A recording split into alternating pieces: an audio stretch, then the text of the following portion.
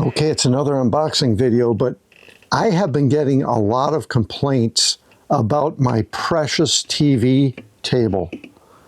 Now, people don't like that it wiggles this way too much and this way too much, and I'm putting very heavy things on there. It's dangerous.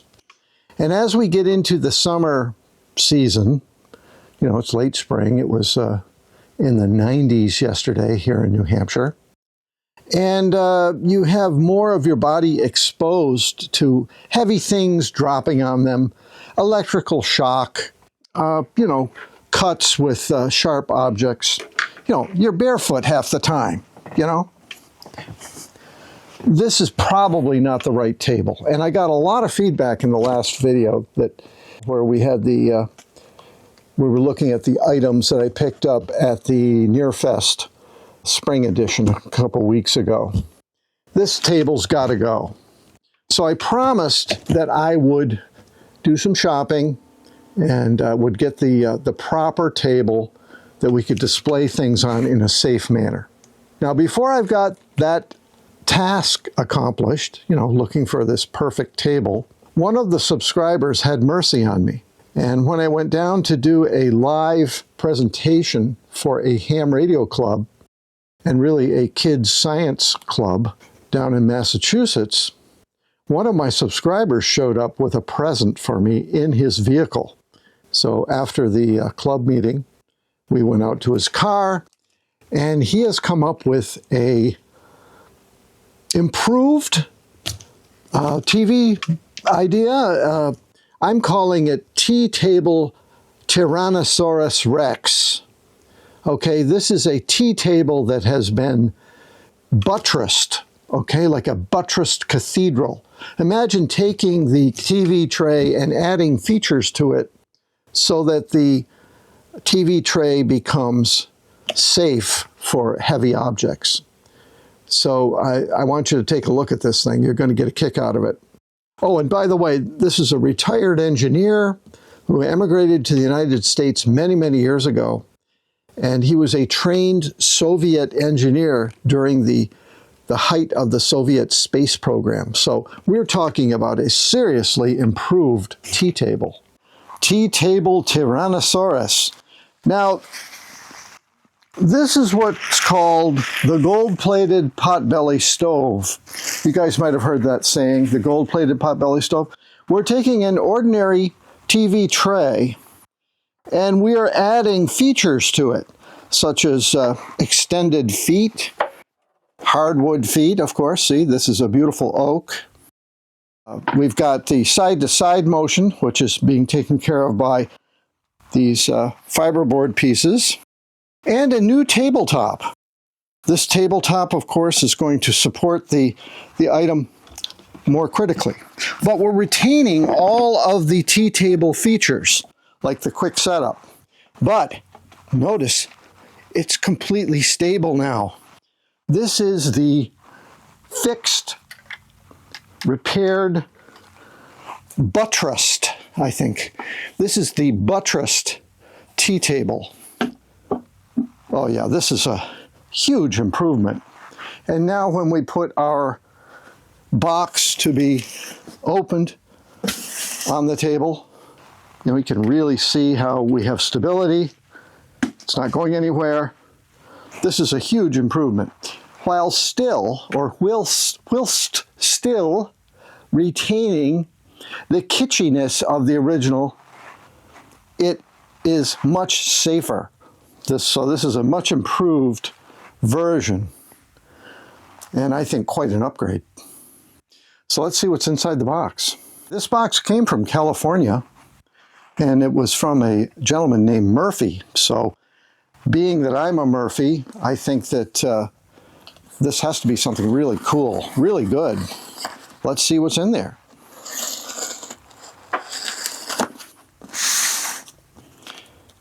Always exciting when we do these unboxings because you just never know what someone is going to send me.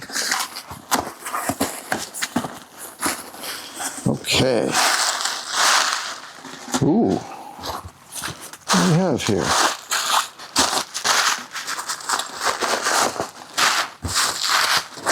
Oh,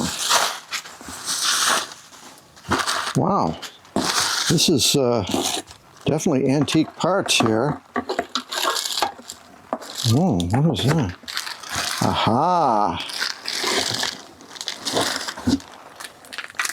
Okay. Can you see this thing? High voltage, HV. Don't touch that, okay? Okay, this appears to be a reproduction. Okay, it's using classic parts. It is a reproduction transmitter, and it says 1929 TNT.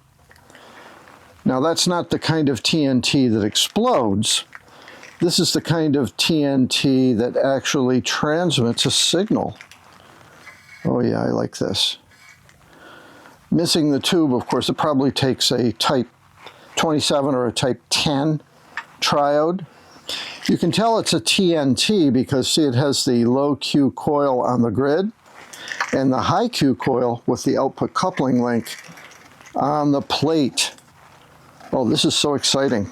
The cobalt blue insulators, fine-tuning control. This was actually used on the air. I would think that this would have been a set that was used during the AWA Bruce Kelly 1929 Memorial CW contest that happens in the early winter time frame. So, wow, this is exciting. Let's learn a little bit about the TNT transmitter and why this was so popular in the late 1920s. Okay, enough fooling around. Let's get started on trying to understand the TNT. What does TNT stand for? It stands for tuned, not tuned. Okay, tuned, not tuned. We all know that hams are basically cheap, but did you also know that they're a bit careless and a bit lazy?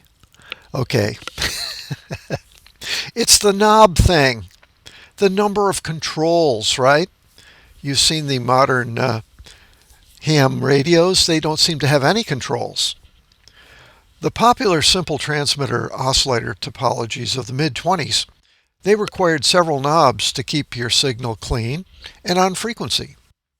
So, a very popular transmitter, the TPTG, or tune plate tune grid type, required 3 knobs to be set correctly to get you on frequency with a clean signal. If properly set, the signal was very clean and the CW note was pure. But if mistuned, you essentially got the same power output. It acted right, the plate dipped, but the signal was dirty and sounded raucous. This is because the tuning of that set depends on positive feedback through the plate to grid capacitance and a proper phase shift difference between 2 tuned circuits, one in the grid circuit, one in the plate circuit. A tube and common cathode hookup provides one flip, one inversion. So that's 180 degrees of phase shift through the tube. The tuned circuit in the plate provides that second 180 degree shift that produces the required positive feedback to sustain oscillation. For sustained sine wave generation, the oscillation frequency is determined primarily by the tuned circuit with the higher Q, or quality factor. We usually put this high Q in the plate circuit. The amount of feedback depends on how the plate circuit is tuned. Adjusting the plate tuning capacitor slightly off resonance changes the phase angle and impedance of the plate load. This alters the amplitude and the stability of the oscillation. In this oscillator circuit, the plate tank must be tuned slightly inductive with respect to the grid tank. In other words, the plate tank should have a somewhat lower resonant frequency. One way of accomplishing this is to add more inductive reactance to the plate tank by increasing the inductance of the plate tank's inductor compared to the grid tank, or making the grid tank's inductance lower. These ambiguous solutions, one good, one bad, is basically the reason that single control Hartley circuits became so popular. Once the center tap was set, the transmitter is fairly stable and pure, at least over a single band. Hartleys are great. The TNT was a solution that satisfied most hams, and it didn't have that tricky center tap to adjust. It substituted a low-Q inductor for the grid tune circuit that allowed steady oscillation with only one control to be fiddled with. That one control got you on frequency. Now you did have to adjust your antenna loading, but normally this was done only once. Once that loading was set, it didn't have to be adjusted again. So the TNT was popular because it basically always oscillated and it didn't require a center tap. It had a wide range. It possibly even could cover two bands like 80 and 40. Its note, however, would never be as clean as a true tune plate tune grid that's properly adjusted. It's just quicker and easier for making contacts. Note that both the TNT and the tune plate tune grid topologies lend themselves easily to push-pull operation at high power compared to the Hartley. The Hartley is great for low power transmitters and for oscillators where you have an amplifier stage. It's not great when you're doing push-pull at high power. So there's a huge advantage of the tune plate tune grid and the TNT. They're very useful for making, say, 400 or 500 watts with only two tubes in a push-pull circuit. Okay, looking at the transmitter a little closer, and you'll have to forgive the Type 10 tube. That's an ST style. Of course, the original tube would have been a Globe style 10. And now I know what that extra knob was. That's your fine-tuning control off the side. So it allows you to do the fine-tuning without detuning the transmitter. I like how he put the shaft on there to get the tuning a little bit easier. I love his idea of sliding in and out the coupling control. That's very nice. And there was some tape on the unit that indicated that it was indeed after the QSD magazine article by George Grammer in 1929, the December issue. So this is built to the book. And of course, the next thing you're going to ask, is it original? No, it's a reproduction.